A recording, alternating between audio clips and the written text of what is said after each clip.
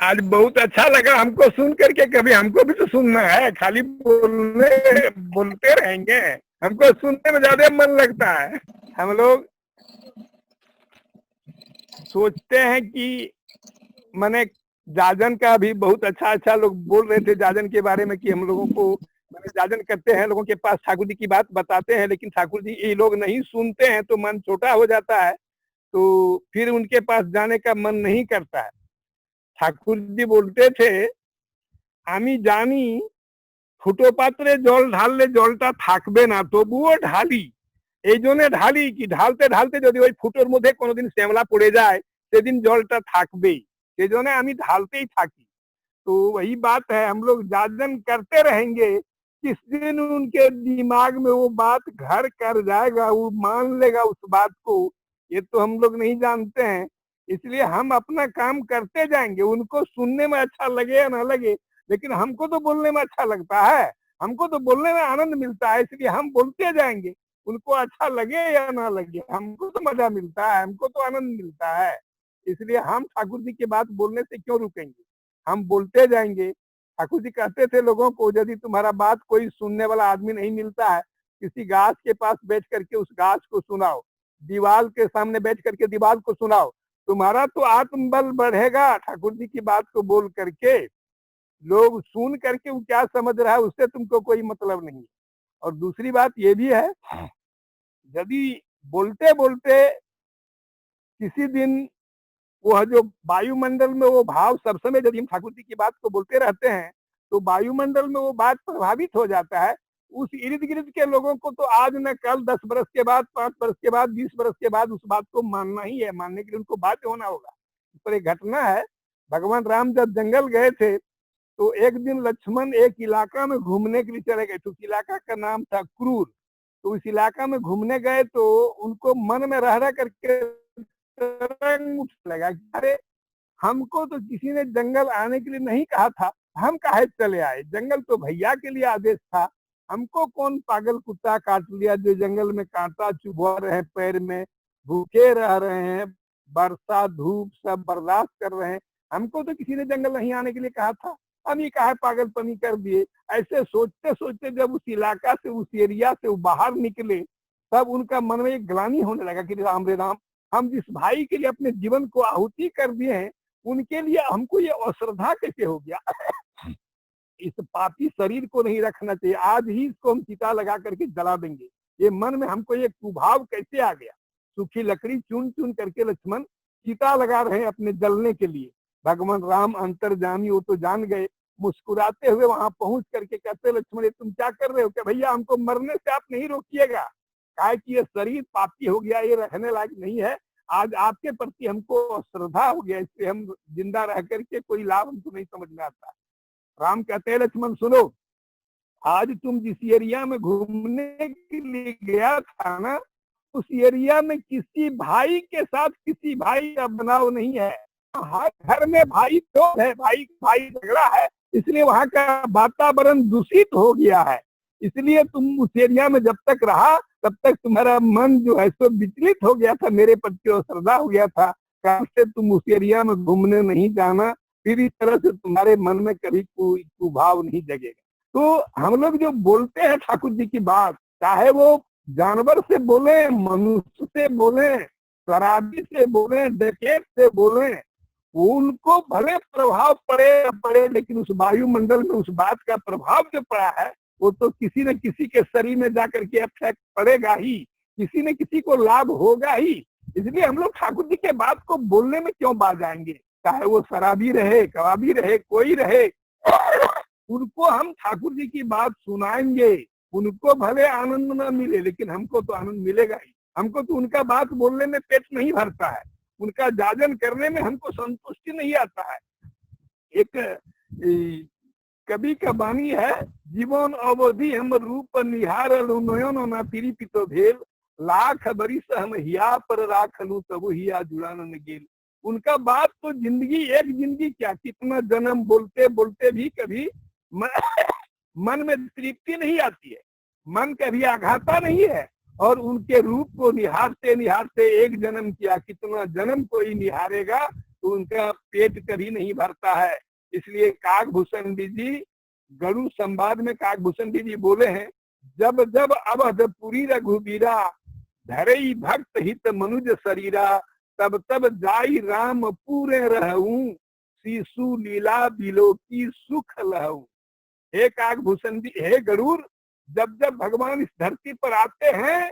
तब मैं उनके पास जा करके उनके शिशु लीला को मैं निरीक्षण करता हूँ और मैं महान आनंद का उपभोग करता हूँ। इसलिए जो सच्चे हृदय से उनके साथ प्रेम करते हैं, अभी वो गोपी का कहानी वो माँ सुना रही थी, कितना प्रेम था गोपी लोगों को, उनको अपना कोई स्वार्थ नहीं था, अपना स्वार्थ नाम का कोई चीजें नहीं था उनको, केवल कृष्ण से प्रेम था, कृष्ण से कोई चाहिदा नहीं था उन लोगों को। इसलिए वो लोग कही कि हम रोरर नरक में वास क्यों नहीं करेंगे, इसके लिए मुझे कोई चिंता नहीं है, लेकिन कृष्ण का कष्ट, इस कान से मैं सुनना नहीं चाहती हूँ और इस आंख से मैं देखना नहीं चाहती हूँ। इसलिए आप अविलंब ले जाइए नारद जी, ले जाकर के मेरे चरण की धूली उनके मस्तक पर लगाइए कि उनका मस्तक का दर्द जितना जल्दी हो सके समाप्त हो जाए। यही है भक्त का लक्षण। भक्त चाहते हैं भगवान को खुश करने के लिए और भगवान चाहते हैं भक्त को खुश करने के लिए। इसके बीच में यदि कोई चाहिदा मनुष्य हो जाता है,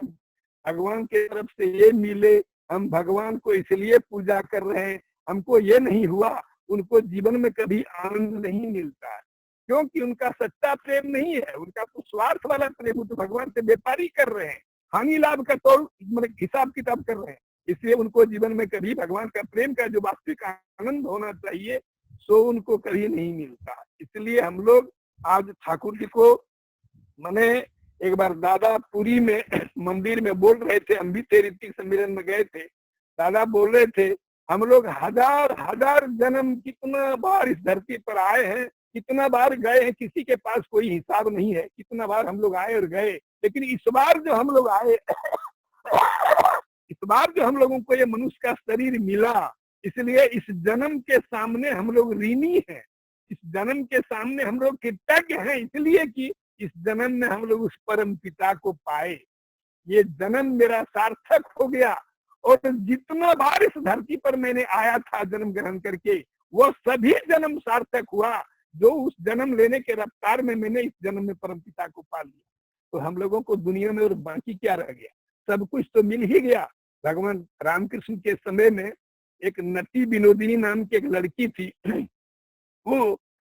पहले तो उनका चलन कुछ जैसे तैसे था, लेकिन दीक्षा लेने के बाद उनमें बहुत ज्यादा सुधार हुआ और बहुत ज्यादा प्रेम उनसे करती थी, उनके प्रति बेचैन रहती थी, वो रह ही नहीं पाती थी। उनको पता चला कि भगवान रामकृष्ण परमहंस बहुत ज्यादा सीरियस हो गए, बीमार हो गए, करें दर्शन करके आवे तो कैसे हालत में देख के आवे। जैसे गई वैसे उनका मुंह से बोली निकल नहीं रहा था। रामकृष्ण परमहंस का घर घर आके बोल रहे थे और यही कहे कि माँ তুমি খুব ভালো সময় চলে এসেছো, তোমার জন্য আমার মনটা একটু ব্যাকুল ছিল যে তোমাকে এই শেষ সময় তোমাকে দেখতে পাবো না আমি, কিন্তু তুমি খুব ভালো সময় এসেছো, বলো তোমার কি চাই, তুমি যা চাইবে আমি তাই দিব, বলো। वो आंख में आंसू भर करके नटी विनोदिनी हाथ जोड़ करके कहती है, प्रभु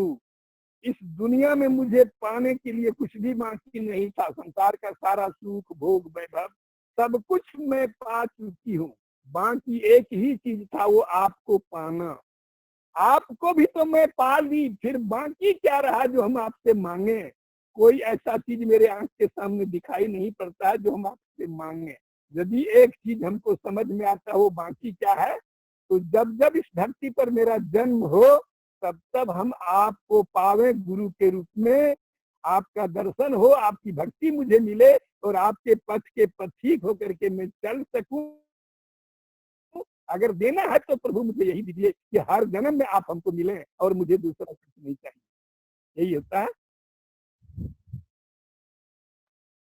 ये भक्त और भगवान का यही संबंध है, और इसके बीच में यदि कुछ है तो वो मेरे जीवन के लिए दीवार बन जाता है, वो भगवान के पास मुझे जाने नहीं देता है। इसलिए भगवान से कोई दूसरा वस्तु का चाहिदा जो करता है वो सदा के लिए ठगाते रहता है, कुछ नहीं मांगे, भगवान से भगवान को ही मांगे। कुछ नहीं मांगना है। असुविधा, दिक्कत, समस्या, परेशानी, रोग, शोक, दुख, दारिद्र आता है, आने दीजिए, उसके लिए केवाड़ी खोल दीजिए, हिम्मत नहीं हारिए। भगवान कृष्ण देवकी के गर्भ से जन्म लेने के बाद भी उन्हें 11.5 साल जेल में रहना पड़ा था, लेकिन भगवान के प्रति कभी उनको श्रद्धा नहीं हुआ था, कभी भगवान को गाली नहीं देती थी, कभी भगवान के प्रति अश्रद्धा व्यक्त नहीं करती थी। तो हम लोगों के जीवन में यदि वैसा कुछ आता है तो इससे क्या उलट दबाड़ होने को है। इसलिए